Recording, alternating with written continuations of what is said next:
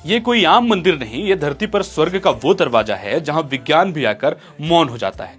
जगन्नाथपुरी धाम सिर्फ एक तीर्थ नहीं, एक चमत्कार है। और आज हम आपको बताएंगे इस मंदिर के वो 7 रहस्य जो आज तक विज्ञान भी नहीं सुलझा पाया। पहला रहस्य, उल्टी दिशा में लहराता झंडा। जगन्नाथ मंदिर के शिखर पर हर दिन फहराया जाने वाला झंडा हमेशा हवा के विपरीत दिशा में लहराता है। क्यों? इसका कोई वैज्ञानिक जवाब नहीं है। और हैरानी की बात, इसे बिना किसी सुरक्षा के चढ़कर बदला जाता है, वो भी हर रोज। यदि एक दिन भी मंदिर का झंडा नहीं बदला गया तो सीधे 18 सालों के लिए मंदिर बंद कर दिया जाएगा। दूसरा रहस्य यह है कि यहाँ खाना अलग तरीके से पकता है।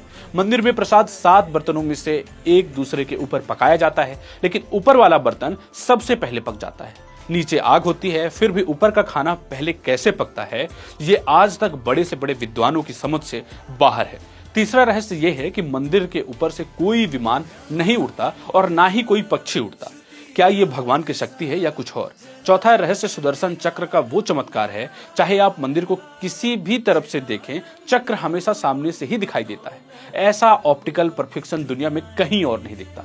पांचवा रहस्य, जैसे ही आप सिंह द्वार से मंदिर में प्रवेश करते हैं, समुद्र की तेज लहरों की आवाज अचानक शून्य हो जाती है, लेकिन जैसे ही एक कदम बाहर आएंगे वही आवाज आपको दोबारा सुनाई देने लगेगी। क्या ये वास्तुकला है या कोई अलौकिक शक्ति?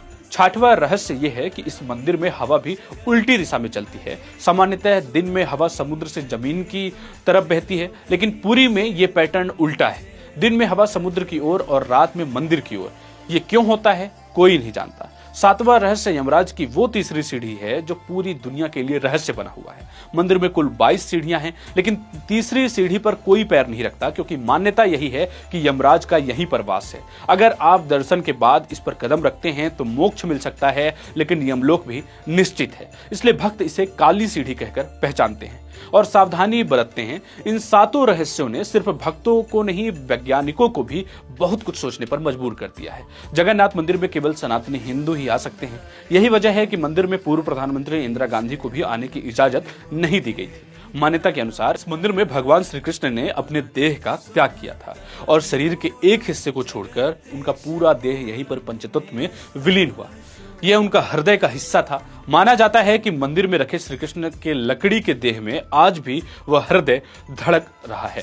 जगन्नाथपुरी सिर्फ एक मंदिर नहीं, ये उस शक्ति का प्रतीक है जिसे सिर्फ महसूस किया जा सकता है। रथ यात्रा की शुरुआत हो चुकी है। आइए इस बार इन चमत्कारों को अपनी आंखों से देखिए और आस्था को फिर से जी लीजिए। वीडियो पसंद आया हो तो शेयर जरूर कीजिए, क्योंकि ये सिर्फ जानकारी नहीं, ये हमारे और आपके सनातन संस्कृति की दिव्यता है।